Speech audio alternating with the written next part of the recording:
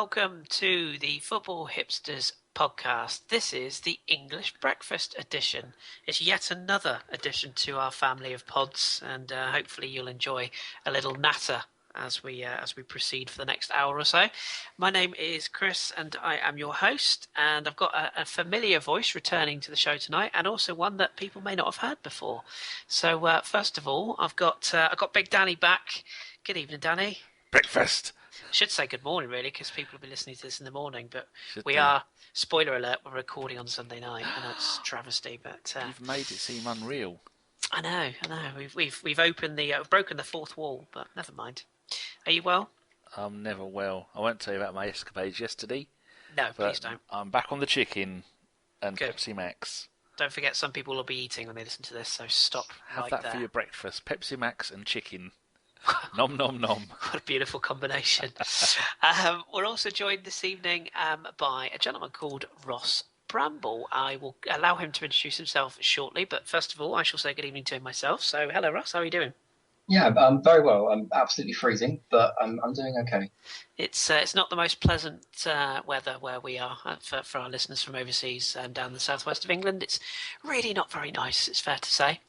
But we should just give a bit of an introduction to this show then. So why the Football Hipsters English Breakfast? Well, we came up with a concept because we thought that we've got so much to cover in our main pods on a Monday night. We thought, why not have a podcast where we just literally just sit around and talk about English football as a whole, so we can cover all the cup competitions, transfer speculation, games, goals, whatever. We can just free form and just talk about it. So we thought we'd give it a go. So we're going to start doing these on a weekly basis. Myself and Danny will be regular, and then the plan is to use Ross and a couple of other people as regular guests to join us, so we can have a bit of a rotation on that as well. So let's get some information on Ross first of all then. So Ross, if you want to just give our listeners a bit of a sort of introduction to yourself and who you support, what kind of got you into the love of the game, and any other interesting info you want to pass on to us. I'm not really sure I've got a tremendous amount of interesting info. I'll start off with I'm a Southampton fan, and I have been for about 10 years now. That makes me feel really old. For about 10 years or so now. I've watched us in League One and the Championship, and seen us go through administration and all kinds of things. The thing that really got me into it, I suppose, was the very first game I ever went to was an under-21s game. And it got called off and moved to I think it was Wimbledon we were playing, moved over to the Wimbledon Stadium. And as a 5, 6, 7-year-old, whoever old I was, I just burst out into tears outside the stadium. And some of the stewards gave us a tour around the stadium afterwards. So I suppose that's really what got me into it, just because Southampton was so nice to me that day. But from ever since, I've just kind of been hooked on it, and I kind of got into the technical side via Football Manager, as some people from my generation do. And now I'm here. I suppose the only other interesting bit of information about me is that I do a radio show down here at uni, but no one's going to listen to that, so, yeah. Oh, you'd be surprised, Ross. People listen to us, so you never know. You just never know. Yeah, my show's not about sport, though. Mine's about music from the 30s, so... Oh, I guarantee you, from this episode, at least one person will message us and go, "Who's that guy again?" I bet you any money. Did you say music from the 30s or 90s? 30s. Jesus, oh dear. Well held, Danny. All I'm going to say is when I play Fallout and they play that stuff, it makes me angry, and I go around turning all the radios off. Sorry. There you go. There's your first. Say something horrible about music from the 80s. Balance it out. Say it's rubbish. Oh, there's loads of rubbish. But I've been listening to "Labelled with Love" by Squeeze all day, so I can't really complain about music from the 80s, can I? Squeeze. That's the bloke on does a Hogmanay thing on BBC Two. What's Jules Holland? Jules Holland, yeah. Did you know know I'm not a big fan of. his landlord's name was Bacon? Well, there you go. No, if you ever meet him, go up to him and say, "Your landlord's name was Bacon," because he did a programme about it. Walking up the stairs, he suddenly turned around and faced the camera and said it. And he said, "You'll never forget that." And I never have, and that was 30 years ago. And what an amazing transition into the Football Hipsters English Breakfast. Hey, breakfast. I mean, it was almost like you planned that. I don't plan anything. Let's talk football then, shall we, gentlemen? As I say, it's an informal kind of round table little discussion we're going to have. So this weekend we had no Premier League games, we had no Championship games, and very few lower level games. So I thought we'd break out the FA Cup for our first show and just go through a couple of the results and just have a bit of a natter about it. So let's start with Exeter. down here in the West Country. They drew with Liverpool 2-2 on Friday night. Danny, were you awake for this? Did you see any of this game in the end? Yeah, I was awake because it kicked off at 5 to 8 p.m, so I'd only just got up. Good stuff. I had it on while we had people over for dinner. We had Chinese Malaysian, if anyone's taking notes. And I think that's what gave me my incident the next day. Yeah, Lovely. good game. And I remember tweeting with when it was 2-1. I went, ha, let's all laugh at Liverpool. And as usual, I jinxed it. Like John was saying, he said, I know most players at most teams. I didn't recognise 3/4 of that Liverpool starting lineup. I mean, I actually thought Bogdan was dead. But it turns out he's alive and well and in the reserves at Liverpool. Yeah, it's quite a good game. I think that Exeter were quite unlucky not to go through. A couple of good goals, and Liverpool, that Sinclair bloke scored his first ever goal for Liverpool. I thought it was Sturridge when he scored the goal. I thought, well, Sturridge just sneaked on the pitch and scored with his one good leg. But it turns out it wasn't, and it was all right. An Australian scored. Smith scored for Liverpool. Yeah, and I thought that was the goalkeeper, but that was another Australian called Smith. Brad, wasn't it? Brad Jones. Brad Jones, yeah, who's now gone to... I saw somewhere recently, he signed somewhere really obscure. He's not happy, is he? Because they told him he had a contract for another year or so, and then they said, get out. So he's gone. I'll look that up. I think it's Germany he's gone. I'll look that up in a second. I can't imagine too many Australians have scored in the FA Cup this season. This is where somebody points out Australia are in the FA Cup. Yeah, an Australian team for the lower league.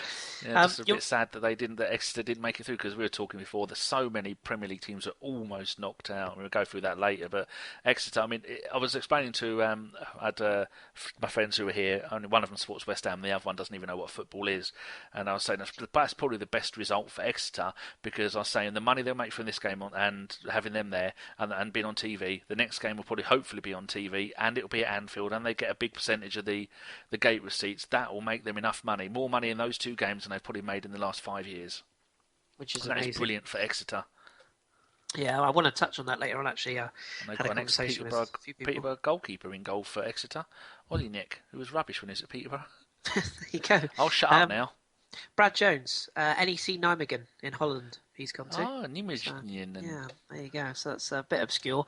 But you're right. I'll come across to you, Ross, for this game as well. I mean, Jerome Sinclair, who the only thing I really know about him is I've often signed him on FIFA. But he's one they think quite highly of, and he does have sort of the Sturridge-esque qualities, or he certainly looked that way. And Brad Smith getting the equaliser. Did you think Exeter were a bit unlucky not to take this? I mean, it was a massive gamble from Klopp to play these kids. Did you think that Exeter had enough to see out the tie? Well, definitely on paper, but I think the issue that Liverpool had is that they had no other choice but to do what they did against Exeter, which gave them all the chance in the world. But when I was watching it, it felt like a really League Two kind of match. It felt really scrappy and end to end, and either side really could have had it. But I think if you look at it on paper, the strength of each team, Exeter probably would have felt like they deserved to win that, especially with some of the chances they had as well. But I can't remember if it was Benteke that had a pinpoint header saved in the second half. And you look at those kinds of moments and you think that Exeter are quite lucky to hold on. But you look at the whole game, you'd probably say that Exeter will feel a bit hard done by. But at the same time, is that really a bad thing to get a draw? Because like we were just saying, they get a second shot, they get more money, they get to go to Anfield. They'll probably take that. Yeah, an opportunity for some of their pros to play up there. And an ex-Saint, who I didn't realise he was still around, Matt Oakley, came on later. Yeah, I didn't know he was still around either. Yeah, it's ex-Arsenal player Noble. Was at Arsenal for about 10 years as a kid. Was Liam Noble, wasn't it? Not Liam. I don't know, just Noble. Yeah, I know the guy. Mr. Noble. Mr. Noble. But, yeah, and also Jose Enrique, he's still alive. I don't know if anyone knew that. I honestly thought... David Noble, sorry, is who I was thinking of. Yes, Jose Enrique is still a footballer. It's an incredible feat, but he's still there. Let's move on. Incredible feet. He doesn't have incredible feet. Okay. I think he would have got a lot more game time if he had. Let's move on. He is. He played centre-back in this game. I'm going to shut up now. That's right, Danny. It's fine. Let's move on to Aston Villa on Saturday. Lots to talk about here. I don't know whether it's what's more interesting to talk about, the game itself or indeed the scenes afterwards. Let's start with the game. Danny, I doubt you'd have seen this one because it was an early afternoon kickoff. But Ross, I missed the Arsenal game. I didn't see any game. I've seen a single FA Cup game. Good job you've seen of ones. Good job you've seen the highlights, isn't it? Yeah. Ross, did you get to see much of this game with the Wycombe Villa game? Yeah. I watched the whole thing because Southampton have got a centre back on loan there, Jason McCarthy. So I watched the whole thing. Ah, yes. What was your thoughts? I mean, Gareth Ainsworth has come out with a lot of praise for how organised Wycombe is and Wycombe are, sorry, and how sort of passionate he is on the touchline, and obviously yet another. I wouldn't say it's an underdog achievement, but again, more money for the club. They get to go to Villa Park, but will they sort of look back on this and think, "Cool, we probably could have again gone through, much like Exeter did." I think anyone that plays Aston Villa that doesn't get a win looks at it and goes, "Carl, we should have won that," Yeah. because there's nothing good about Villa at the moment, and it was epitomised in that Wycombe game. They just they didn't look like a Premier League team at all, and like I can understand they made some changes as well because they've got bigger things to worry about in midweek, but they did not look good at all. And Wycombe by far looked the better team in large periods of that game. But I think the main thing for Wycombe was defensively how well they stood up against some of the Aston Villa attacks because there weren't a great deal to talk about. But no, I'd probably say that Wycombe probably would have felt like they should have won that one as well.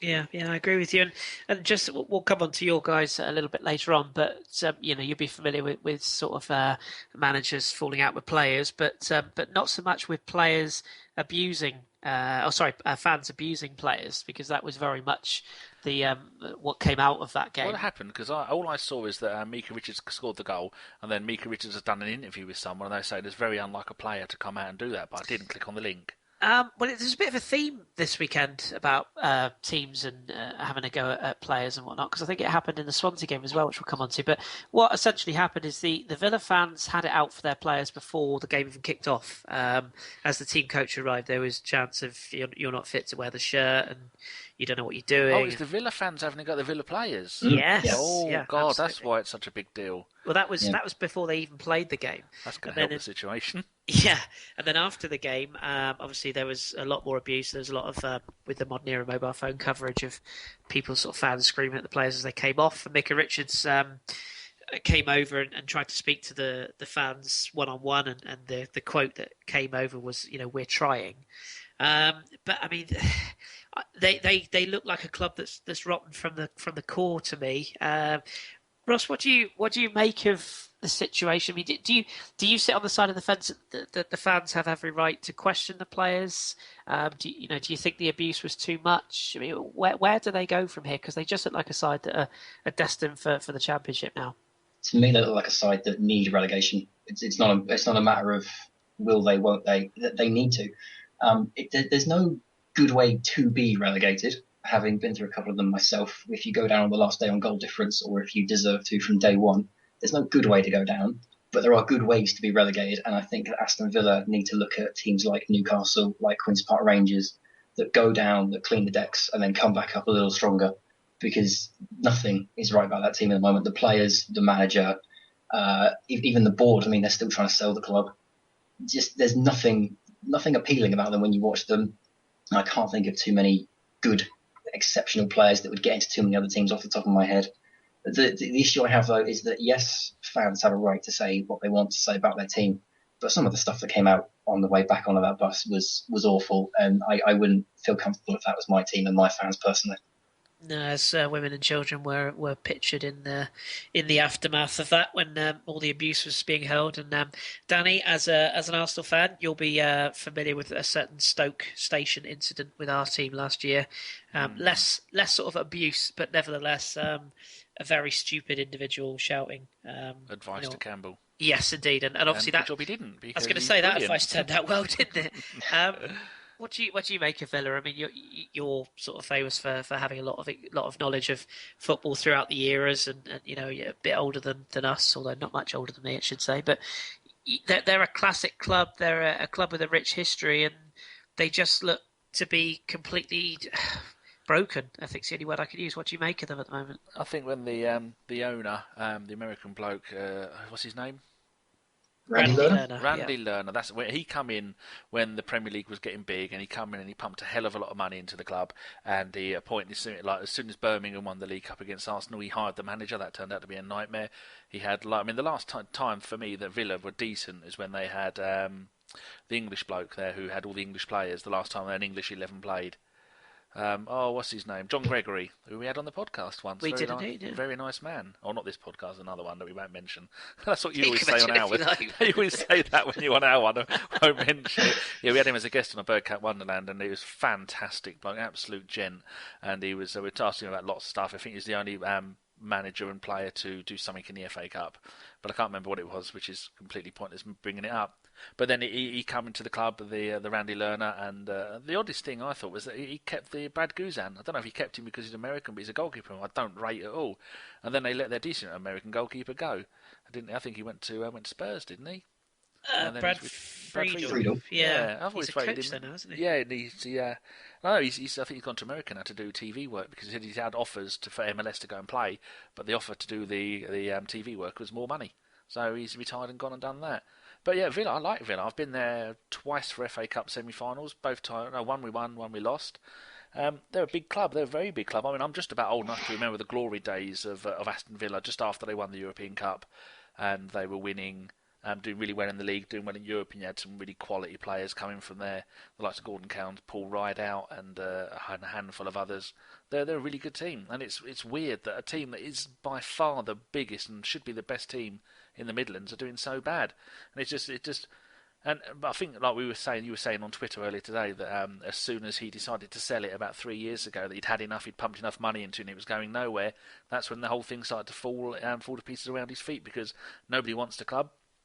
And if they get relegated, then he's going to get bugger all for the club. I reckon a couple of years ago, I think there was a few people that were interested. I think Tony Adams was he is I nearly said owned for. He works for the owner of the Kazakhstan team that I think it's called Kabala. Yeah, and, Azerbaijan, isn't it, or something? What did I say? Kazakhstan. They're very close together. It's Azerbaijan. Yeah.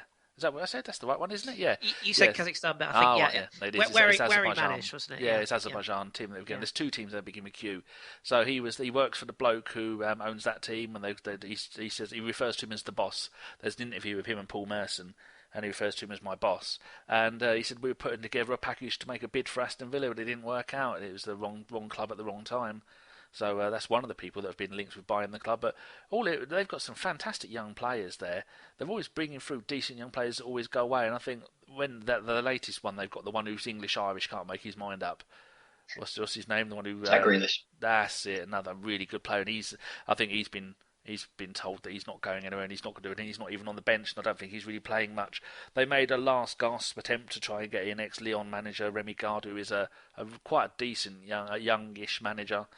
Did well at Lyon, and they were hoping he's going to do well there. But you could put who's the best man? You could put Wenger in charge of Aston Villa at the moment, and they would do absolutely nothing. They're a team that is, like Ross was saying, they need to go down. They need to shed off all the players that are there earning a fortune and start again. Just maybe have a couple of years in the Championship, but just don't do what a few other teams have done, is go down, spunk an absolute fortune on players trying to get back to the Premier League and end up doing what Wigan have done and end up going down and getting relegated. And yeah, so I think there's a couple of seasons in the Championship, let them rebuild, restructure, and then come back again. But they're a really big team, and I've got a bit of a fond spot in my heart for Aston Villa.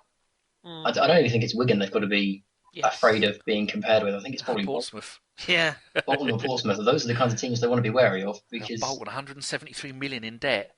Yeah, I mean the state those clubs got themselves in. Blackpool as well. I mean they went down from the Premier League. They only did it on purpose. Allegedly did it on purpose. Spent no money and kept all the money. And allegedly, these are not the views of the pod. There? Oh yeah, they can't get rid of him. Oh, man. Yeah, I think he's locked his door, but he's still. Yeah, I feel for those supporters. I really do.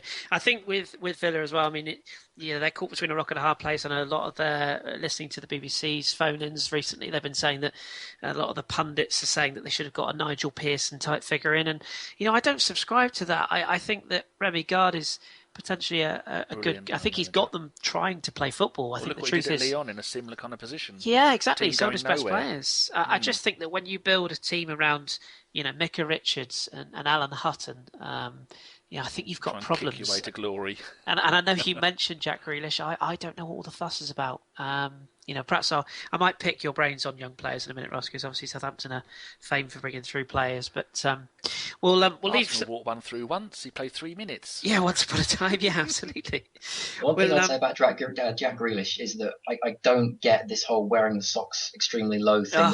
He's starting. It's bizarre, and frankly, it's dangerous. I don't get it at all. Iwobi did that yesterday for Arsenal. He virtually had no socks on. Yeah. But I think they've got some decent players at Villa. I think by far the best is Sinclair. He is one that they will sell straight away and get good money from. When he first went there, when they had Tim Sherwood there, and he was scoring goals, doing well, got him on loan, then bought him, and things haven't worked out. But at least they've got the fan base, and they've got the backing, the support, and to come out of this, unlike many other teams that haven't. Yeah, and from my experience of the French league, they've got some very good young French players. Unfortunately, I don't think they'll be given the chance to flourish, but that's another topic for another day. Let's move on then to the rest of, or couple. I'll pick out a couple of the games from the Saturday fixtures. There was a potential shock at West Brom, and it didn't actually end up happening. West Brom with Bristol City ended up 2-2 draw there. Danny, do you think Bristol City have got any chance in the replay? I mean, they've got the draw away at West Brom, last minute equaliser. I think it was quite a controversial last minute equaliser as well. Yeah. James Morrison. Time. What do you make of Bristol City's chances? Do you think that's their chance gone, or would you fancy them at Ashton Gate? Definitely, that's their chance gone. They're all virtually rock bottom of the Championship. They're fighting. I mean, Bolton already down. They're long gone. But they're fighting Charlton and Rotherham, and I think it's MK Dons is another one they're fighting. And to go there and to get that kind of draw, I think that West Brom took that game too lightly. As most Premier League teams would, you're taking on a team that are 22nd in the Championship.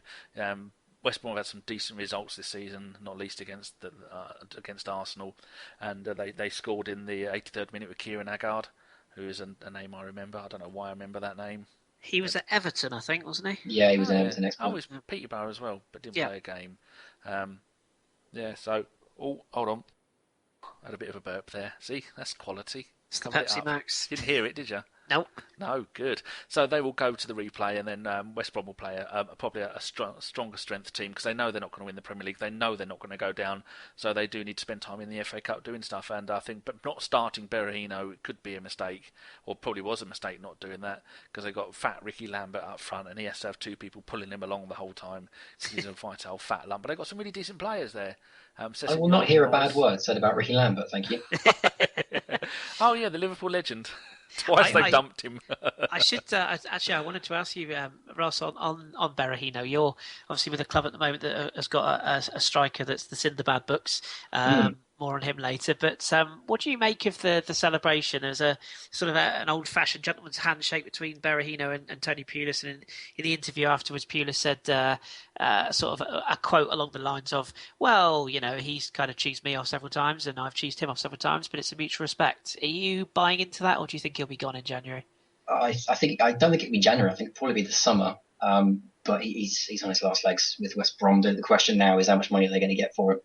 Less than they would have this time last year. Yeah, it was 25 million they were quoting, wasn't it, last summer? I reckon they'll be lucky to get 15. Yeah, I wouldn't put him anywhere more than 15. I'd put the price tag at about 10, because he's not done a great deal this season, except for annoyed Tony Pulis get stuck on the bench. I think it was the weekend before. Pulis said in the pre-match interview he was lucky to even be on the bench. So it doesn't look good for him at all. But the issue is that, okay, he's probably pushing to get his move to Tottenham or to wherever, but A, who's going to want him now, and B, if he gets there, he's then got to buck up his ideas, because he's been very, very disrespectful to West Brom so far this year. Yeah, he's only got 3 in 15 games this season. I'm looking here, but he's only started 8 in the Premier League, whereas last season he got 14 in 38. So he's 1 in 5, which is rubbish compared to the 1 in 2 and a bit he did last season. So he's the best laid plans have gone tits up with him. He's another one that promised a lot and has sort of failed to live up to it so far, I suppose. He's only 22 though, so he's got time, but he's got a massive attitude problem. Yeah, that's what he needs to fix. And I didn't rate him when he was at Peterborough. He was there when he played 10 games, scored 2 goals. I didn't rate him then, and I don't overly rate him now. I think he was had one of those legendary one-season wonders. You do kind of get the feeling he's going to be like a Mario Balotelli, where he's going to just have a reputation of being good, even though there's not a great deal of proof of it, except for a couple of goals here and there. He speaks very highly of you, though, Danny. Does he? Yeah, definitely. Good man. While I've got you, Danny, talk to me about Newcastle. A 1-0 defeat to Watford yesterday. Troy Deeney goal from a horrendous back pass. Steve McLaren came out after the game and he said, I can't believe we lost the game. We defended very well. Watford only had one chance and they took it. We can't put the ball in the net. Do you I mean, all they really want, they've got fantastic support up there. It's fair to say, really, really passionate support. And they are, I don't think they're a massive club anymore, but they are definitely a very big club and probably deserve better.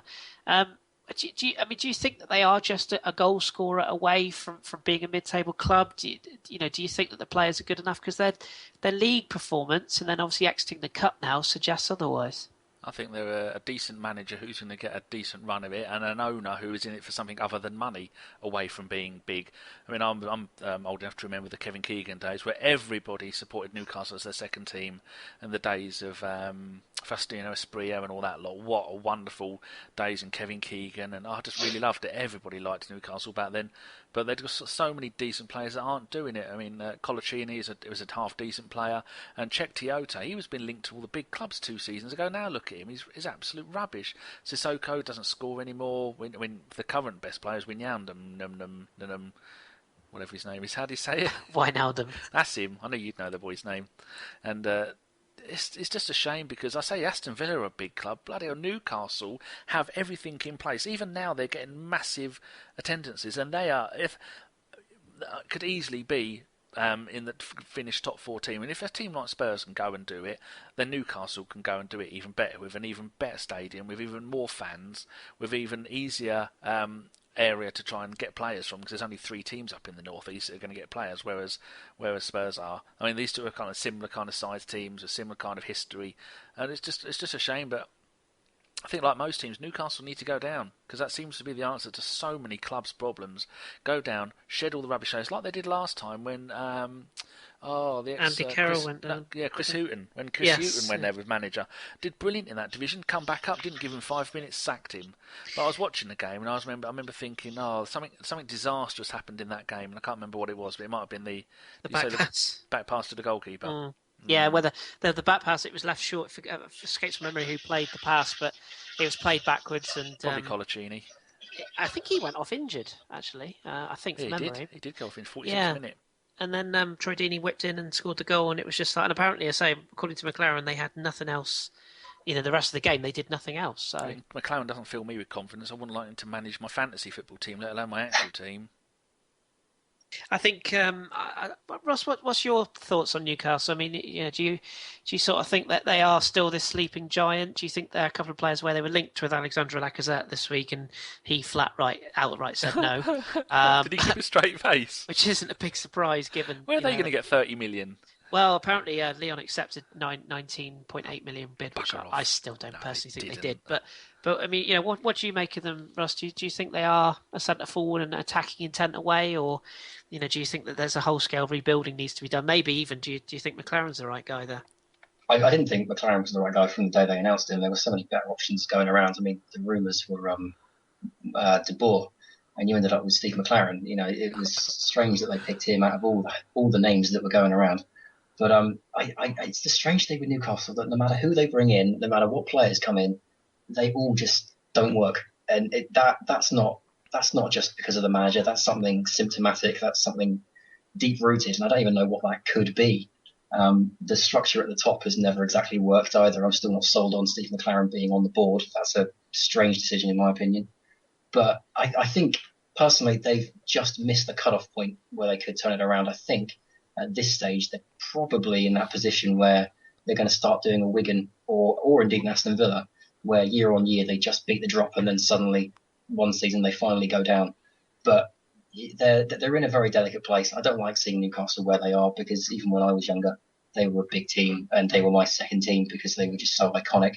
And to now be where they are, it's all very, very strange. Yeah, So I was just going to say, Danny, I still remember those 4-3 games with Liverpool. Do you remember those back in the day? And 2 of them, yeah. Kevin Keegan sort of sinking behind the advertising board as Collymore scored, yeah. But the thing with Newcastle, it used to be they were doing really, really good a few years ago, because partly they had a decent manager. Sam Allardyce, I still rate as a manager. I still like him. I don't know why, fat and cuddly Sam. But the players knew that if they played their arse off for Newcastle, they're going to get a big money move away from the club, because most other teams go, no, you're not going. No chance of that happening at Newcastle. You play well, you they get a big offer for you, you're gone.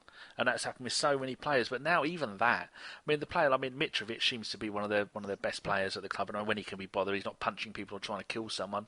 And Sissoko and Tiote and Mr. Unpronounceable, and they've got so many players there that should be playing a lot better. I mean, their right back, Janmat, is it? Yeah. Is he right back? Yes. Yeah, he's another really good player. But they were playing three at the back yesterday, three centre backs. Yeah. Don't get me started on three at the back. Also, Norwich played three centre backs as well.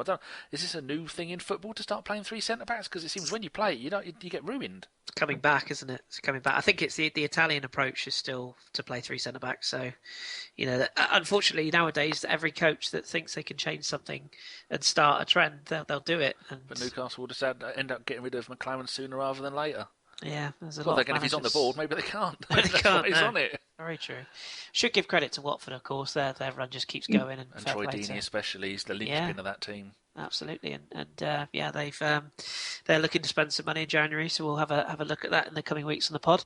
That's what you get when you stay at a club. Stayed at the club in the Championship, refused offers to go to Burnley and I think other clubs, and then look what he's doing, riding high with them. Yeah. And they're paying him back by playing him. Yeah, absolutely. Even when not they wouldn't play him, but yeah, it's working out. I feel like this is a bit of a trend, but I want to also touch on another crisis club, Charlton Athletic, the incidents and things that are going on down there. Ross, what do you make of this whole Belgian sort of takeover type feeder club situation? They've got a manager there from the third tier of Belgian football, who largely has been a massive sort of underachiever. They lost to Colchester yesterday, so they're out of the FA Cup. It would be unfair to say they're a massive club again, but they're a London club, they're steeped in tradition. A lot of their fans would like to see Coventry back in some form. What do you make of their fall from grace? It's a difficult one because when I was a kid, I remember Charlton being a Premier League staple when I first got into football. And then I remember playing them in League One when we were down there as well. They always just seem to be sliding around whenever I've been into football. So it's not a huge shock to me. It's not strange for me to see Charlton where they are. But the situation they're in now is just a little bit different to all the other clubs that are down there. If you look at Bolton or if you look at Wigan last season, they just seem to have tried something different and it's not worked. You kind of wonder if they went for the Watford approach, where they went for a continental manager with continental players, and it just hasn't worked out. I couldn't pinpoint a particular reason why it hasn't worked out. Maybe it's just the quality that they could afford to bring in. But it's another one of those strange situations, as there seems to be a lot of in football at the moment, where they tried something new and it's just not clicked. No, it really hasn't. And again, another set of supporters I really feel for because they don't seem to have any say in anything that's going on at their club, which is tough. Danny, Eastleigh, the non-league side, all the FA Cup cliches were in place. The dodgy pitch, the horrible weather, the tiny ground.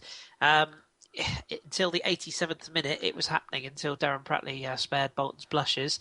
What did you make of that game? And do you think that's Eastleigh's chance gone now? Because Bolton they look like a team that's just completely in disarray at the moment. Given what's going on, it's not a surprise, I suppose. I did enjoy the handbags just after Bolton scored their equaliser. I'm surprised more wasn't done about that. I think there's a couple of bookings mainly for Woolery. I can't, no idea. And the goalkeeper, the Eastleigh goalkeeper, and the Eastleigh's number 10. But they had the magnificent Wellington Silva, who I thought was going to score 6 or 7 goals alone because he is an absolute goal machine. Of course you do. Oh dear, he's terrible, isn't he? He's gonna be out of Arsenal on his ear sooner rather than later. I don't think he's terrible, but he is. He's got 1 goal in about 15 games this season. Look at the team he's playing in. I mean, crikey. My mate is a season ticket holder at Bolton. Mick Dagger, if you're listening, cheeky postman. Unlucky for Eastleigh, yet again should have been another upset in the cup. There was so many Premier League teams that should have gone out. But Bolton should have gone out, and it was a rubbish goal as well. My memory of that game is one of the Eastleigh I think must have been the left back, trying to overhead kick the ball out of the net as it was going towards, and he completely missed it and fell on the floor, and that's when it dropped to somebody else. I think of all the times you're going to do an overhead kick, don't do it in the 85th minute, 87th minute in an FA Cup game that you're winning, and you're winning it with the advantage of an own goal. But they ain't going to be bothered too much, are they? If you just said to this team that you're not, that no one ever says does this in football, so I don't know why we bring it up. No one ever goes, "Would you like a draw?" No, it doesn't happen. Shouldn't say it, but I'm going to. They're fifth, easily a fifth in the conference, which is really, really good. I didn't realise they were that high up in the league. But if they'd have said to him, "You're going to get the draw at home, and then you're going to go to Bolton, and you're going to make maybe a couple of £100,000. They might televise it. Games like this do get televised." They'd have gone, "Hell yeah!" I don't think they'll really care, because as far as they know they're not going to go much further in the FA Cup. They made it to the third round, which is the first time they have in about a million years. But their main thing is in the conference, trying to get promotion or get to the playoffs. So this will help them. Maybe they'll get a win. A load of money from this, a windfall. And he said wind rush. No, they're going to get a windfall, and then they might buy a few players and help them fight for promotion to the Football League. And what a nice story that would have been. Yeah. Did you see that? Did you see the amusing minute where I was going to say streaker? Then you got me at it. A fan invaded the pitch. He was just racing, and it's like, and the game just went on around him. It was just bizarre. And on Match of the Day, they showed it. They showed that clip 3 times running along with his hat on, and then right at the very end, I think it was Gabby Yorath, whatever her surname is now. She went, "Oh, no, it was an overexcited fan." I thought he was the best player. He was running back quicker than the defenders. He showed a good turn of pace, to be fair. He did, and he was wearing flip-flops. I thought it was Mr. Davis. Oh, jeez. Let's move on to another game then. And as much as I'd love to give you a platform, Danny, I fear that we'll go on forever. So I'm going to ask Ross to give us his thoughts on the Arsenal game. Obviously, it was a sort of a game that Arsenal fielded a couple of second-string players. Alex Iwobi getting a start as well, coming from behind, getting the victory. Do you think that Arsenal are still probably one of the favourites for the competition based on, getting past a fairly average Sunderland side this season, Ross? I'd say they are, just because of the talent that's left in the Cup this year. But I think personally, if you're an Arsenal fan, if you're associated with Arsenal anyway, you're not looking at the FA Cup this year, you're looking at the Premier League, because that's as good as you're ever going to get for this current Arsenal side to challenge for it. So I think the FA Cup would be a nice bonus, especially to win it 3 times in a row. But yeah, I think the Premier League's got to be the focus at this point. I think the FA Cup's probably just a good time to rotate and keep the injuries out, because certainly Arsenal haven't been able to do that in the past couple of weeks. So yeah, they're definitely favourites for it, but I'm not sure it's a priority. I think that's a fair comment. And what do you make of Sunderland? Do you think that it seems like a very strange thing to say that they'll be happy to be out, but might they be happy to be out? Well, I think they've got bigger fish to fry, certainly. So, yeah, I don't think it's too much of a concern. They were never really in this cup, I don't think. I don't think they ever really thought they were going to go very far in it. So, yeah, just take it. You get knocked out by Arsenal, fair enough. Couldn't have done much about it. Move back onto the league, and they've still got a fair shot of staying up. So, especially with Sam Allardyce in charge. So, yeah, I don't think there'll be too many tears over that result. No, I agree. Danny, were you happy? Were you overall? Do you think it was a sort of satisfactory performance? I mean, there's 2 sides of the story. Some people say that Arsenal were very fortunate. Other people say, well, they played us to the level they needed to play at to beat a poor side. What did you make of it? I think one strange thing I did find about it was the fact that Sunderland number 2, Vito Mannone, who was a very decent young player, didn't play in the FA Cup, and instead they gave a debut to, I think, a 20-year-old Pickford bloke. What's his name? His name is Jordan Pickford. I think there's a reason for that, though, because Mannone has recently got the first team shirt back off of Pantilimon. Yep. Oh, he's played their last 2 league games, so I think he's back in favour again. I think that's why. But yeah, they were rubbish. The funniest thing about that game was the wonderful pass back from Gibbs to Koscielny. I mean, that just shows Gibbs is on he must be on something. His days at left back are numbered if he's going to do stupid things like that. You don't, when you've got 2 men on you, you don't pass it back to your central defender who's 2 foot away from you. Oh, thank you very much. If I'd have been Koscielny, I'd have gone out and lumped the bloke and grabbed him by the scruff of the neck, thrown him in the dugout and gone, "Oi, get this muppet off." What a stupid thing to do. Bellerin was fantastic, again showing a little bit of the form that he had from last season. Sunderland are rubbish, though. I mean, even the mighty Sam Allardyce can't do anything about that. But there's so many rubbish teams playing so badly in the Premier League at the moment. They're on such bad runs of form. It's a lottery. I mean, Villa were gone. Might as well just say it's there's only 2 teams going down because Villa's definitely one of the third one. So there's so many teams fighting. But luckily, there's so many bad teams that you never know. And Sunderland showed yet again just how bad they are. And they've got a few decent players there, but. Yeah, it's weird. It's nice to see that Wenger decided to play checking goal and not play. He wasn't even on the bench. Ospina was injured. He had a groin injury. Yeah, okay. So it was a kind of a default for that. Yeah, because I would not want to see us play that and and take the risk like we did in the Champions League. Czech should play every single game from now on. I think Ospina probably will play if he's fit next round, but we shall see. Like we get Eastleigh then, because otherwise we might be in trouble. You never know. Eastleigh hope they get you as well. Yeah, absolutely, 100%. I was just looking at something about. There's been a lot of talk about the romance of the FA Cup, and I'm just looking through some. I know I'm an Arsenal fan, and I've only got access to Arsenal databases. Do you know in 1979-80 we played Sheffield Wednesday 5 times in the FA Cup? Yeah, replays. 1-1, 1-1, 2-2, 3-3, then 2-0. I mean, that sort of stuff would be... Most lower league teams would love that, but that was all in the space of 15 days. And then again, I was looking at another one we played in 1980-81. Played Liverpool 4 times in a row in the FA Cup, and then in between that we played in the league. And then in 1991 we played Leeds United 4 times in the FA Cup, and people were saying that having the I know something we're going to come on to later about where the semi-final, that's one of the questions, where that should be played, but I think taking out the ability to have multiple replays kind of ruins it for me. I mean, when you get into 4, 5 or 6 games, that's too many, but I don't know, it used to be nice to know that that team we're going to get them again, and then they're going to make some more money out of it. But yeah, for the lower league teams, because I know they may only get one payday out of it. I know they do get. I think the FA have decided they get a higher percentage of the away gate, don't they? When they go to Anfield or something like that, which in the league they wouldn't do. And sometimes it's been known for Premier League teams to go, here, look, you have all of the gate receipts. I think Man United might have done that a few years ago when they played somebody. I think it should be law. Well, not law. You know what I mean? I think it should be. If a team are lower league, if a team of sort of League One or below draws a Premier League team, I think it should be. I think the Premier League team should either make a donation or the gate receipts should go. All the gate receipts and the TV money if they're doing it, or any kind of money. But do you miss them having multiple replays, or do you think it's one replay is more than enough? I'm in favour of no replays. I would love to see the games get done on the day, but as you say, unfortunately, because of the money that the clubs make, I had a bit of a rant on this on the ABW radio show we did yesterday, and it's it sounds awful to say it, but I was kind of almost shaking my head a little bit when I saw sort of like your Wickhams and your Exeter celebrating the draw. And don't get me wrong, as John pointed out on our show, it's excellent for the players to experience playing at these big grounds at Anfield, Villa Park. But I just think that surely their chance is to beat clubs on the small ground. And I wonder if perhaps maybe to make the competition more interesting, maybe say, right, when the draw is made, the league side or the lower league side automatically at home. Oh, actually, that's a good idea. I like that. And that's the way to get around it. The problem you've got then is, as we said just previously, the lesser players are never going to experience playing at the top ground. So it's chicken and egg. What do you make of that, Rossi? What would you prefer? Are you happy with the one replay system? Would you like to see games finished on the day? I think it depends who you ask. If you go for a Premier League fan, they'll say they only want the one game because the Premier League is so congested. If you go down the leagues, they'll definitely want the replay.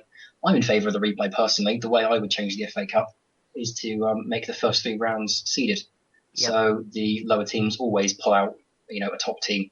And it's not so much that the lower leagues are always at home or they're always away. It's just they get one and then they go from there. So, Exeter could be at home and Eastleigh could be away, but they're guaranteed a big team from the Premier League. That's the way I do it. And then when you get to the 4th round, it's everyone for themselves, because by the 4th round, generally the lower teams are normally out of the cup. So that's how I change it personally. Yeah, I agree. And a Champions League place at the end of it, I think, would be another way to get the bigger clubs playing stronger sides, which we'll touch on. Ross, when you were Southampton in the 3rd tier of English football, which is League One, what was your FA Cup runs back then, or were you just only concerned? You only spent 1 season in League One, didn't you? We had 2. We had 2 because we had the 10 points deducted. We missed out on the playoffs last year. Yes. What did they do in those 2 seasons? Were you like, get out of the cups as soon as possible, we need to get promoted, or were you like, this is a good chance to make some money? Because I remember one of the Ox's games, I think I might have been at it, you come to Peterborough. And I think I was at that game, and that was in League. I think that was in League One. Yeah, it must have been. It's just after that is when you sold the Ox to Arsenal. So, what was your FA Cup runs that season? What are your thoughts about being in the cup as a lower league team then? Well, the thing with Southampton is we still had loads of money. We'd just been taken over by Liba, so it wasn't so much, right, we've got to make sure we can make a decent run out of this. For me, it was don't get knocked out until the 3rd round, because even though we were League One, it was still a bit shameful to go out in round 1 or round 2. But if I think back to our FA Cup runs, I think they both ended in round 3. First year against Portsmouth, second year against Man United. So our third round games were quite big, especially against Pompey. And there was no way in hell we wanted to lose either of those two. But I think essentially the feeling was make it to round 3 and then probably take it, because the Johnson's Paint Trophy was the real target, because that was one we could win and one we did win.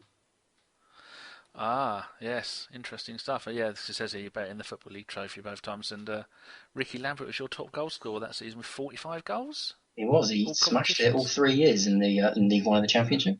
Wow. Yes. There's a return for you. There's a return for you. Alan Pardew was manager. I forgot that. Yeah, he was there for a year and a half. There was some very strange rumours about why he left, but you won the Football League Trophy.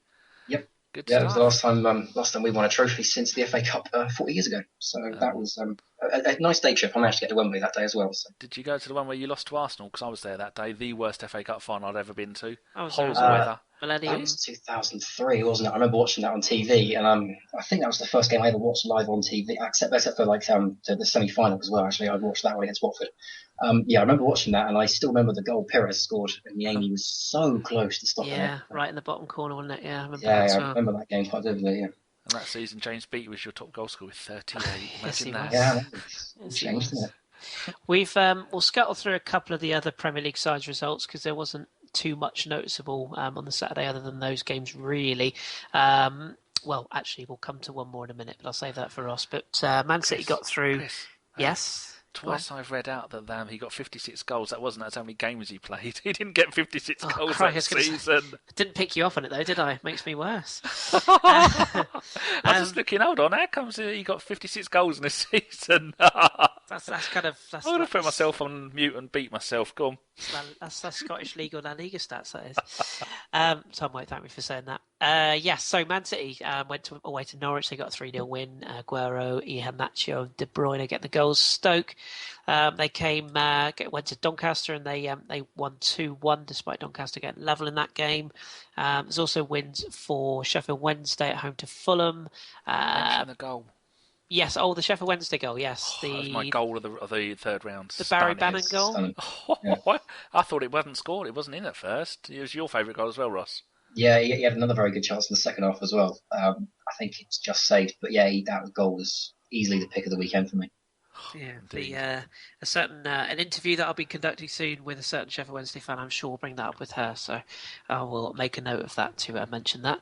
But their form at the moment is fantastic at home. I think they're unbeaten in something like 14, 15 games or something ridiculous at home. They're a decent cup team. They smashed Arsenal. They've been really on a hot streak. They remind me a lot of Derby at the moment. They're getting a very good English core together. There's a very good buzz around it, and they're really charging up the table as well. I really like them for Sheffield Wednesday. Yeah, absolutely. Yeah, an outside bet for the playoffs. Speaking of Derby, they went to Hartlepool and won 2-1. That was a good game. There was a couple of they had two players running through the midfield. It was like watching Brazil in 1958. I don't know if that's World Cup year, but he ran through and scored. I think he scored. Yeah, midfield is brilliant. Very good run. And then Darren Bent scored the winner. Jacob Butterfield is the guy you're thinking of. The first guy. Yeah. I like big butts. And also Burnley going away to Middlesbrough, picking up a 2-1 win. That's got to be down as a bit of a surprise, I would suggest. Middlesbrough concentrating on the league. That age-old adage of concentrating on the league. Yeah. They have to be concentrating on the league because it's between them and Derby this season. I mean, they're 4 points clear at the top of the Championship, so I wouldn't care about that. The FA Cup, out of it sooner rather than later. Very true, very true. Bournemouth with their new signing Benica Fobe now in tow as well. They went away to Birmingham 1-2-1. Was he signed? He signed £10 million. It's a gamble. But, didn't he play for Wolves though in the FA Cup? Yeah, but it doesn't matter, does it? In the you don't get cup tied in the. When is their star striker back? End of the season, Bournemouth. That young bloke who was linked with Arsenal. Callum Wilson. Callum Wilson, yeah. I think he's either missing the entire season or he's only going to be back for a month or so. They've got chronic injuries there, so they need some goals. So, but I think during that Bournemouth game, that Birmingham were unlucky because Bournemouth were unlucky because a couple of times they could have had 4 or 5 in that game. We kept coming off the post and back out again, and and Distin was the one who cleared it, and so I mean, that could have so close to another Premier League team being in trouble. But another ex-Peterborough player, Tomlin, scored his first goal for Bournemouth, and then Murray got the winner in the 85th minute. That's quite a good game. I quite like the highlights of that one. Yeah, good side Bournemouth as well, good side. And also West Ham, late goal for Nikica Jelavic, getting them through against Wolves. His first ever goal for them? Yes, I think it was. You're absolutely right. But there was one other Premier League side on the Saturday. Sorry, Ross, but I say there was one other. There was two others, but we'll come to the other one in a second. But Ross, what's happening at Southampton then? I mean, we had all the sort of talk about how good they were last season, how settled the camp was, how happy Koeman was. That obviously he sold Schneiderlin, and there was a lot of talk that others would go, but Schneiderlin and I think he was the only one that was sold, was he, in the summer of the big names? But there was two that were sold. It was Schneiderlin and Klein, but we also lost Alderweireld as well. That's the one I'm thinking of. Sorry, Alderweireld. Yeah. So I mean, you brought in some fairly decent players. I mean, Jordi Clasie, I think, has been unlucky with injury, but surely this would have been a competition that Koeman would have looked at and thought, if we can get past Palace side at home, which is never easy, granted, but this result, I mean, do you put this down to just the current form, or do you put it down to the fact that Palace were better on the day? It is absolutely the current form, because every single game we have had for about 2 months now has gone the exact same way. We start brilliantly. We have a load of pressure. We have some great chances that we really should be scoring. And then someone goes up the other end. There's a defensive error. Someone slips. There's a back pass that's too short. Someone nips in, scores a cheap little goal. And then suddenly we're awful. And the only exception to that rule was the 4-0 against Arsenal on Boxing Day. Never happened. The only reason that happened was because Arsenal was so off colour we got the second goal. And if we hadn't got that second goal and Arsenal were feeling it a bit more that day, we would have lost that as well. You've had one win in 10, like you were saying before we started. Yeah, it's ridiculous. 1 win and 1 draw in 10. And it's the same reason. It's because there's a lot of things that go into it, realistically speaking. If you look at the summer when we lost Lambert, Lallana, etc., the players that we brought in to replace them were brilliant, and they all clicked very, very quickly. The issue we had last season was, although we were putting 8 past Sunderland and 4 past Newcastle and 5 past Villa, there were so many games where the strike force should have scored more and could have scored more, and that's the reason we missed out on the top 4. But the reason we picked up as many points as we did was because the defence was so good. This season, the attack is essentially the same. It's still got its inconsistencies and it's not scoring as many. But because it's not scoring as many, we've now got to rely on the defence. The issue there is that with Schneiderlin gone, with Klein gone, with Alderweireld gone, and with Fraser Forster injured, the entire back line is a shambles at the moment. Clasie is going to be Schneiderlin's long-term replacement, and he will settle and will be very good. But he has been injured. He missed the end of pre-season because he was still coming in from Feyenoord. Then he picked up his injury, missed the first few games. Van Dijk is a better footballer than Alderweireld, but he's not a better defender. Suarez was extremely slow. Cedric, if you prefer, he was an extremely slow starter. He keeps getting bandaged and bruised and broken. He just hasn't really settled as quickly as we would have liked. And Yoshida, I don't know what Yoshida's even still doing there. The amount of errors he's made so far this season, it's ridiculous. He was a Pokemon. He may as well be. He's not been a good footballer for us for 3 seasons now. It's ridiculous the amount of times he's made mistakes, and Koeman continually plays him. But there's so much wrong with Southampton at the moment. I mean, Koeman's contract's running down. He said a week or 2 ago now that he'd only re-sign if Southampton showed the same ambition that got him there the first time, which is kind of a bit of a backhanded comment to the board, I think. He was in the papers this week saying that the youth academy, the players coming through the academy weren't good enough, didn't deserve to be in the first team. It all just feels very, very bitter, and nothing feels good about Southampton at the moment. And frankly, I'm not sure where we're going to change it, because there's just so many individual errors that are just costing us so many points. What do you make of the comments that have been sort of they've been reported by, I forget who the BBC reporter is down there, but he was on Radio 5 the other week and was saying that potentially that Koeman is refusing to play some of the young players, and the board, or who's the coach, ex-Charlton, Les Reed, is trying to push these kids through, and Koeman's going, no, I'll do it my way. What do you make of that? Do you think that's true, or do you think that Koeman looks at them and thinks, well, you're not actually good enough? I think it's probably both. Because I watched us play Chelsea under 21s game on Monday, I think it was. And you could argue, the players aren't ready. There's some that don't look like they're Premier League standard yet. But was Harry Kane Premier League standard when Tottenham played him? No, probably not. But they gave him a go, and now he's here. Same with Ryan Mason and all the other players that Pochettino's given a go to. Harry Reid last season was getting starts, and he was on the bench. This season I haven't seen him. I don't know what he's done in the past 12 months to suddenly turn Koeman off of him. Matt Targett hasn't been bad. He's the only one that Koeman said is ready for the first team, but he's behind Ryan Bertrand, so he's not getting a shot. But I look at the other 21s. There's good players down there. Josh Sims looks brilliant. Ryan Seeger he's scoring ridiculous amounts of goals even for under 21 levels. He deserves a shot considering Pella's out and Log isn't scoring as many as we would have liked. It's very, very odd that Koeman is being so dismissive of them. But when you look at the players he's brought in, you look at Juanmi especially, who's really not done anything since he's come in.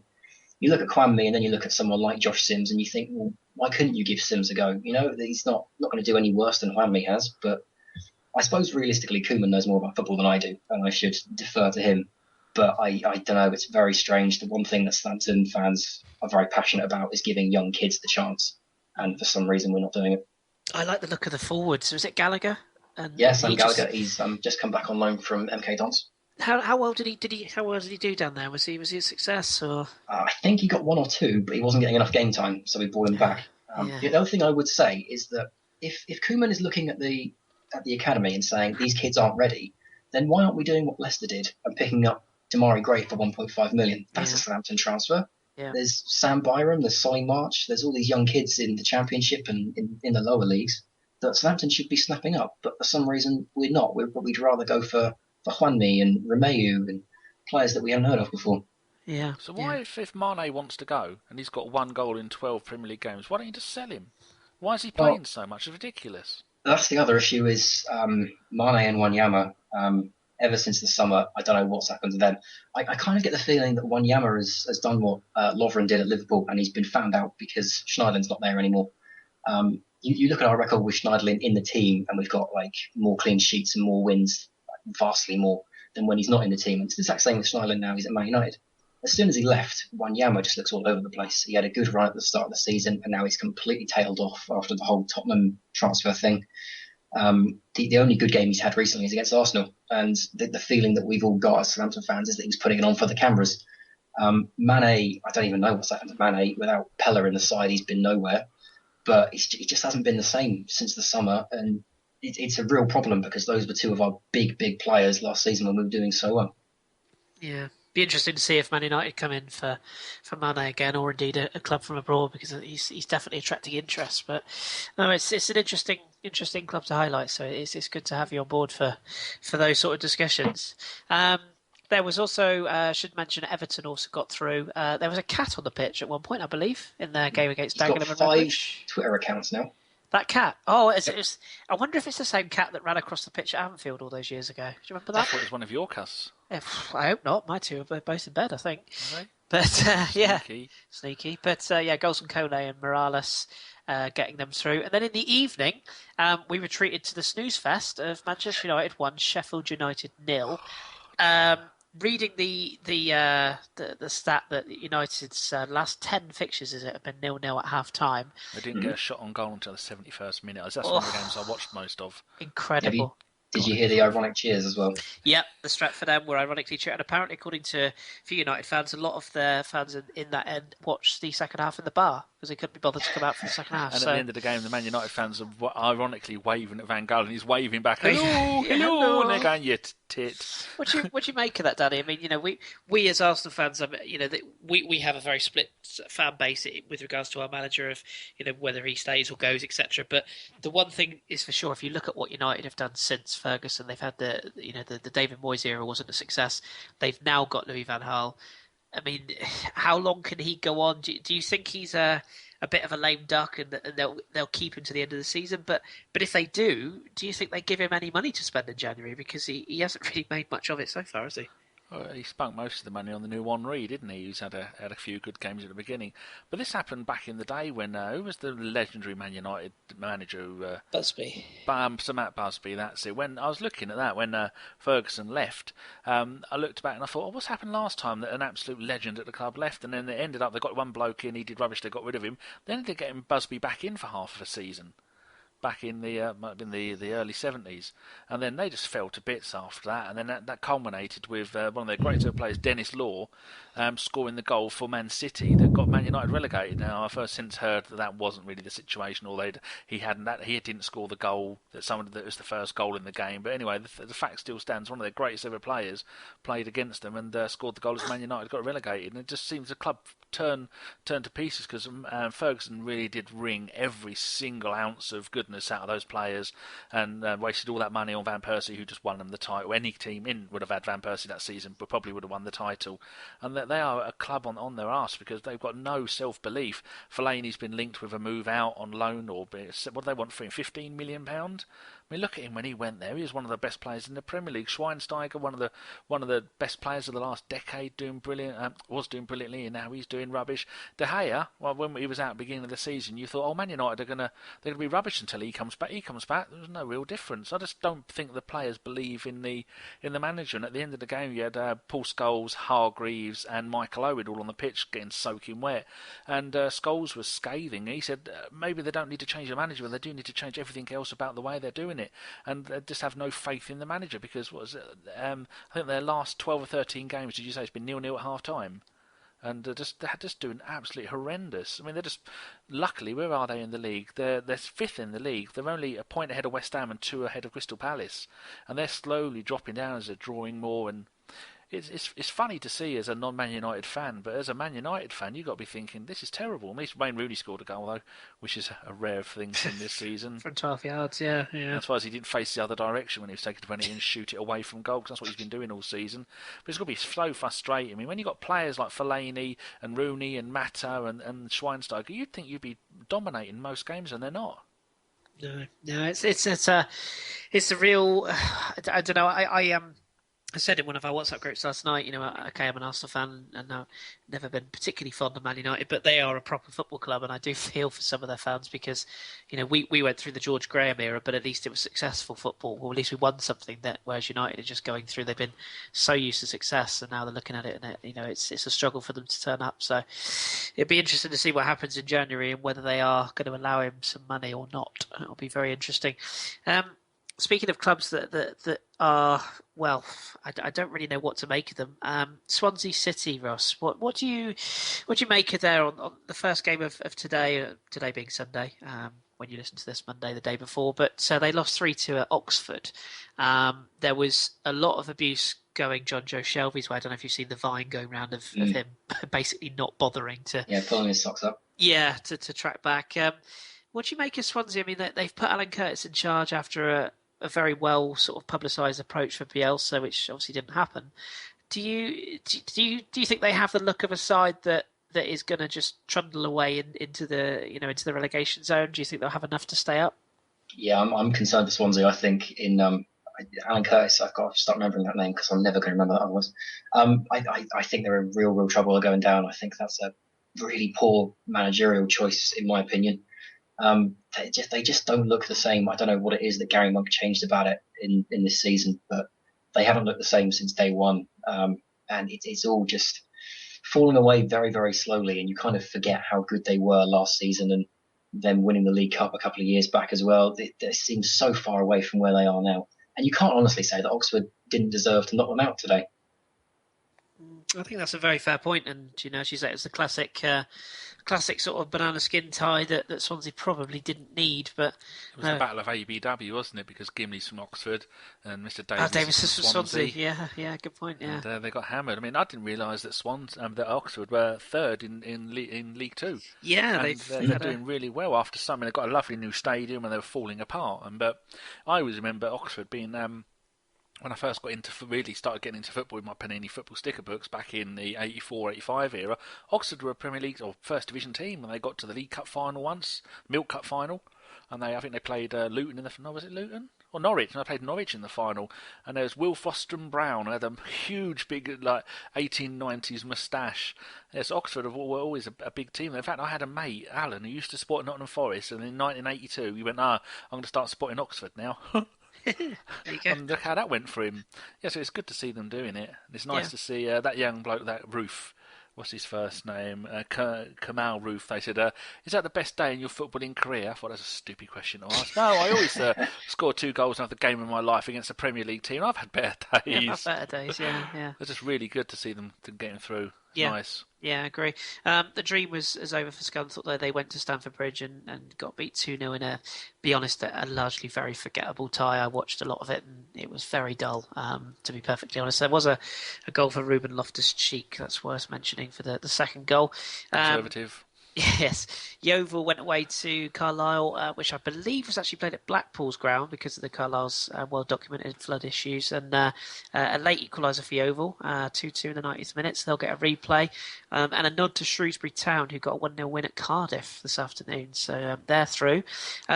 That's a good win for them. Cardiff recently a Premier League team. Yeah, absolutely. Yeah, the thing with Cardiff, there was A, barely anyone there, and B, when the game ended, there were so many boos. Yeah, 4,700 people. Wow. They've still got the ex-Orient boss, haven't they, down there in charge? Yeah, Russell Slade, I think his name was. Yeah, Slade, yeah. Yeah, they got absolutely slaughtered at full time, and deservedly so. They were not good against Shrewsbury. And their fans are not fans to upset easily. They're not the sort of fans you want to upset easily. But it's nice to see ex-Man United players, Machida, the future of Man United striking, and the Brazilian fullback Fabio, still both there, still earning a wage and nicking a living. And amazingly, Rafael at Lyon, also terrible, but still. Is that where he is? He is, yeah. I wonder where he's gone. Yeah, so does he. The final game I want to talk about, there is one more game still to be played, which will be after we finish recording, so we'll probably touch on that. I hope so, because it's 7:45 tomorrow. Yeah. I've got to go to bed. It's in fact, it's Tuesday, isn't it? Newport and Blackpool. Blackburn, Why have they done that? I think it's rained off, didn't it? Yeah, rained off, postponed, I think, so Newport's drainage facility wasn't that good, so that'll be played. But there was one other game, Tottenham Hotspur and Leicester City. Hold on. I thought you were being cheeky. There's not one other game, there's 2. Oh, is there? The mighty Peterborough beat Preston 2-0. Come on, the posh. Oh, sorry. Well, that was Saturdays. I've gone over Saturday. Skated well over that. I thought you were teasing me with it. Connor Washington, mate, another Peterborough striker, going to be moving to a big club for a massive amount of money that they probably won't pay. And then Peterborough will be knackered. And Samuelson, a young player on loan from West Ham, scored his second goal for Peterborough. Bit of a worldie. Yeah, Peterborough doing well with their new joint manager jobby. Right, go on. It's the ideal draw for you as Arsenal at home, then. We shall see.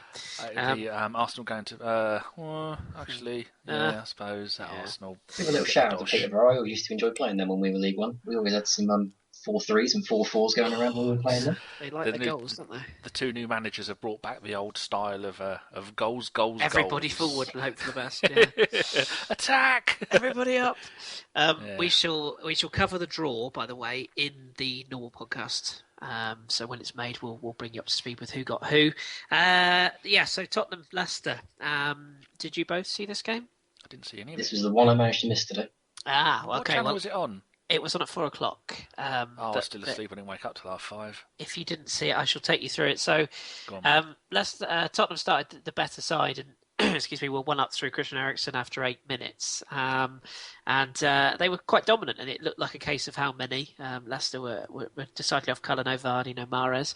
But they got an equaliser from a corner. They gave a debut to Damari Gray, and his corner was headed in by Wasilewski. So Leicester were level. And then right after the half-time break, Big Claudio did it again, brought on a substitute, brought on Shinji Okazaki, who scored 3 minutes after the restart. Just beautiful little feet to get inside and nicked it off the far post, or near post, I should say. And Leicester were good for that lead, and it looked like they were heading through. And then in the 89th minute, wouldn't you just know it, a penalty was given for the most innocuous of handballs I've probably ever seen.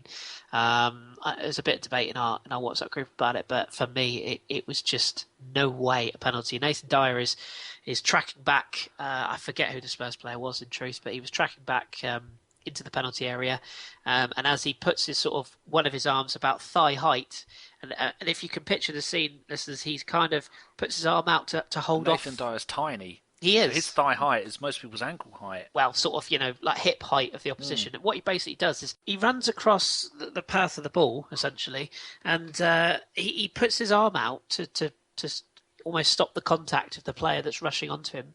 And the ball just nips up and hits his hand. And there's no way that it's intentional. There's no way that he's trying to gain an unfair advantage. The referee's view, to me, should have been clear. And yet he pointed to the spot. It was just a really, really bizarre decision. And all the pundits certainly were in agreement with my view that it wasn't a penalty. And Leicester will feel quite aggrieved by it. But what I want to know, Danny, is I should say Harry Kane put the penalty away, so it did end 2-2.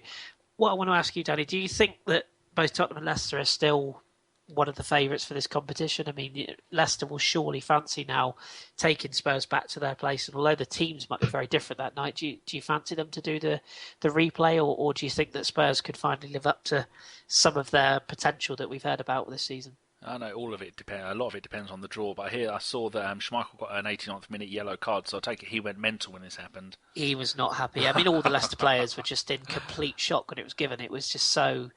For me, it was just not even. No benefit of the doubt at all. It was almost as if he was told to do it. Yeah, I mean, by all means look it up, but I personally just can't see how it was given. Match of the day tonight. But as for whether they can win it, I think in the FA Cup you can't really make any real predictions because you don't know who's going to get drawn against who.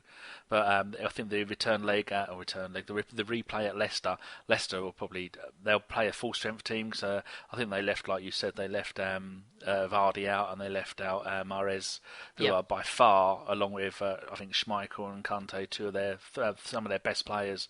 So they'll take it. I don't know. I wouldn't say they'll take it less seriously this game, but they'll definitely take it more seriously the next one. Or maybe they'll just go play the same players or even less players to try and concentrate on the league. Because if they can finish, even in a UEFA Cup spot, that's going to be huge for those. But I think they can still make a Champions League spot with Man United dropping down the table. They're now 7 points ahead of Man United in the league, and that's fantastic. But Spurs are always jammy. They're always the most jammy club in the FA Cup. Most of the time they fluke stuff, and that's why I hate playing them, because they're so jammy. But I suppose Harry Kane has proved he's not a one-season wonder, so I might have to take that back. Yeah, me too, unfortunately. Ross, what do you make of Tottenham this season? I mean, do you think they're one of the favourites for the FA Cup, or indeed Leicester?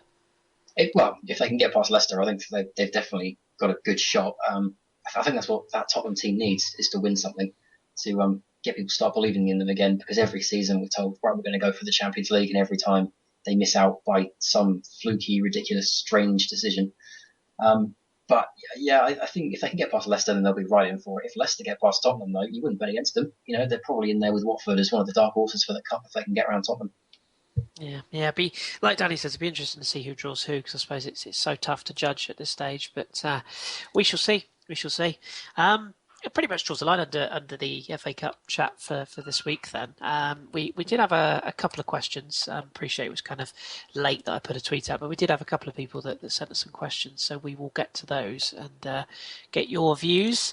The first question we had was from Ahmed Nada, friend of the pod. He wanted to ask who you expect to win the FA Cup, so I'll get a name from you each.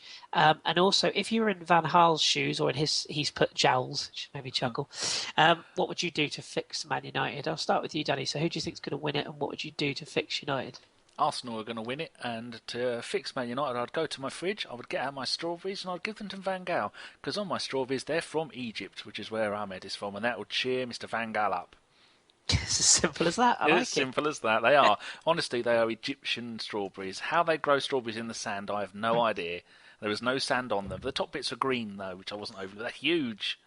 Ahmed, if you know, please let Danny know. He's keen to know. If you've got a contact, I'm a fan of your strawberries, but I want them all red, no green. Very good. Ross, who's your winners, and what would you do to potentially try to fix United? Annoyingly, I think Chelsea will probably win the cup, because they're not going to win the league. They need something. And if I was Van Gaal to fix United, I would leave. That's a brilliant answer, and I completely concur. You mean you would sell Schneidling back to Southampton for free and then leave? Well, yeah, but we can't have everything. And do you want Fatty Shaw back as well? Oh no, he can stay fat. He pretty much paid for Southampton for the next 10 years. I think the amount of money they got for him. That was a ridiculous deal we managed to get him, but. Wasn't it just? Next question we have is from El Nino Maravilla, who is at Touch of Alexis. He wants to know, would you prefer the FA Cup semi-finals to be played on a neutral ground and not at Wembley? Now, we all know why they're played at Wembley because of the financial Well, gain. the excuse is they've got to pay the stadium off. Yeah, agreed. That's not true. See, I could have sworn then.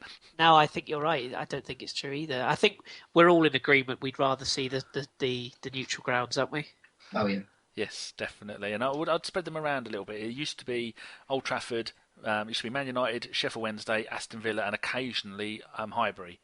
But now I'd move them around a little bit, maybe have the Millennium Stadium. Actually, what I would do, I would work it out according to the two teams. So if it's Newcastle, Liverpool, then use Man United. If it's Southampton, Portsmouth, then maybe use, I don't know, what big grounds are down that kind of way. St Mary's. You can't use St Mary's, you're bloody Southampton. We've had England games there. Yeah, no, but you can't be playing the semi-final of the FA Cup at your home ground, can you? Well, you could name it. Well, I suppose now if you're going to do it on game by game basis, you could. But I mean, you go, right, these are the 4 semi-final teams. Rather than going, they're going to be this one or that one, well, we'll move them around. Have about 6 or 8 different stadiums. I know sometimes they used to, but it was annoying when it'd be Arsenal Spurs at Villa Park, which is stupid. Yeah. Don't play it at Villa Park because it's an absolute... You think, Birmingham's not that far from London. Well, for me, in East Anglia, it used to take me 2 or 3 hours to get there, which is why the 1998 semi-final, I saw the stadium when Christopher Wray scored the goal. I was still on the bloody Birmingham bypass. I was outside the stadium. I heard the roar. I remember the last sensible one they did was when they played Chelsea and Wimbledon at Highbury, and that was, 1997, 8, something like that. Do you remember that? Zola scored the winner. Yeah. Not really. Yeah, I remember that. So yeah, that's what we need to do. Take a little bit more, like also, there's so much stuff we should do an entire podcast if I ran football. Like on Boxing Day, it would be you'd be playing your local team, and then on New Year's Day you'd be playing the reverse fixture of that. So it'd be Arsenal Spurs Boxing Day, and it'd be Spurs Arsenal New Year's Day. There you go. How would you like that, fans? Oh, we'd love it. Well, we'll do it. There you go, guys. Southampton can't do that because their rivals Portsmouth are in Division 2. We've got Bournemouth at the moment. Oh, yes, of course it is. Well, yeah. They've overtaken Portsmouth as your rivals. Football, according to Danny, it's an audiobook coming soon to all bad retailers. And fish and chip shops. The final question we had for our opening English breakfast pod was Pete Gooner at the PA Gooner. He said, fans say that teams don't take the FA Cup seriously anymore because of the money in the Premier League. Do you think the FA should take money out of the league and put it into the Cup? So essentially provide higher revenue for the FA Cup and maybe make it a more exciting competition, a more relevant competition for teams. We've seen a lot of Premier League sides play fairly weakened sides this weekend. What's your views on this, Ross? What's your thoughts? There should definitely be some kind of incentive or financial incentive for the smaller teams because that's why they're in it, really. That's why they want the third round. They want the Chelseas and the Arsenals, and if they can't pull them, then it's not always great. I mean, you look at Carlisle, Yeovil. Is that the tie either of those two would have wanted? But if there was a financial incentive for those kinds of teams to get into the third round, it would be fantastic. Completely agree. There's too much money in the Premier League and not enough in the lower leagues. So if the FA Cup can be a catalyst to put more money down there, then absolutely fantastic. But the way you do it is a little tricky because you can't really put it in TV rights because you're only going to pick 2 or 3 games per round that you want to put on TV. So it's a little, for me, it's a little difficult not understanding the financial situation of the FA and the FA Cup as well as perhaps other people do. But there's got to be some kind of way to put more money in for the lower league teams. Yeah, it's the Emirates FA Cup this year, Danny. So there's obviously money floating around. What would you do with it? Well, talking about the fixture of it, I mean, Liverpool to have to go down to Exeter, which is the complete... Liverpool, as we all know, is in the top right-hand corner of England, isn't it, John? And Exeter is in the bottom left-hand corner. Imagine that massive journey to be there 8 o'clock on a Friday night. Don't do it. That is wrong. Also, I don't think it's as much the money that people don't take the FA Cup seriously. I think it's the fixture congestion. And that just becomes a bit of a pain for the big teams. This is why they may not take it too seriously. And I think also, I was saying this before the pod, but you didn't agree with me, the fact that the runners-up of the FA Cup used to go into the UEFA Cup, and now they don't. I think that may, on there again, you said that maybe that's a blessing because they don't want to be in the UEFA Cup. Yeah. I refuse to call it by its proper name. I don't like it. But yeah, they could put more money into it. They could try and help a little bit more. You could say, right, we're going to have 6 games over the Saturday, 6 games on the Sunday, all on TV, and then BBC gets some, and ITV gets some, Channel 4, now that they've started to get back into sport with Formula 1, and Sky and BT, just spread them around everybody, so everybody gets some money. Then there's going to be more money for all the other teams, and then you know that if you're going to get into that round, you're going to be possibly one of the 6 games, or maybe even 8 games that is going to be shown on TV on the Saturday and 8 on the Sunday, just something like that. Just put more money into it. But the FA are just a load of corrupt scumbags, much like at FIFA, and I need to get in there and I need to be in charge. And if I do, it would be wonderful, because I would do it for football, not for the money. I'd refuse the knighthood. The money would be nice though, eh? Yeah, Not really, yeah, I don't money need would be it. lovely. I've got 4 cats, that's all I need. I And a hungry I offspring. think I think as well that the choice of TV coverage games has been a joke for a number of years now. When you look at the games that were televised this weekend, I mean, it's all very well saying, let's televise Chelsea against Scunthorpe. The teams that get televised every week in the Premier League anyway. Yeah, exactly. The fact that Eastleigh didn't even get anything Exactly. is miserable. I mean, they're local to me, and I kind of follow the history of them because they are local to me. I mean, they'd never played a football league team until the second round where they beat Crewe, and that wasn't on TV. And to get a home tie against Bolton, that should be reward enough, shouldn't it, to get on TV? That's a big tie for Eastleigh, but they didn't even get. I think I watched them on Fox Soccer or something. So that should be BBC. That's a big tie for Eastleigh. Yeah, and the fact, of course, that when you've got teams like that, as you say, I mean, and then you look at what happened with what's it called, Salford City. I mean, let's make no bones about it. Great for them, fantastic, but they were only on television because of the Nevilles. Because of the Nevilles, there's no other way that would have been televised otherwise. So I would say maybe have some kind of interactive poll where they list all the teams, and you could go online and vote. But then Arsenal will be playing in all 8 games because we win every online poll, no matter who does it. Yeah, so that wouldn't work. Would never work, would it? But was Chelsea Scunthorpe on TV? Yes. Yeah. Exactly. If Scunthorpe were playing anybody else other than Chelsea, that might have been an interesting game. Or Imagine if they were at home, the Oxford-Swansea game. That would have been a good one. Or even Peterborough. Who did Peterborough play? Preston. That would have been an interesting one. I think Oxford was on BBC Wales, I think, from memory. Yeah, that did get TV coverage. Yeah, so I mean good. that's something, but yeah, I mean, it was Tottenham Leicester that also got the BBC mainstream, wasn't it? Tottenham Leicester. I mean, granted, it was a good game of football, but it's 2 Premier League sides. I mean, why? Yeah, strange, but we many could. other ones. I'd like to have seen Derby play, or Middlesbrough, 2 teams that are doing well in the Championship that don't get enough exposure. But they'll be in the Premier League next season, both of them. So we'll see them then.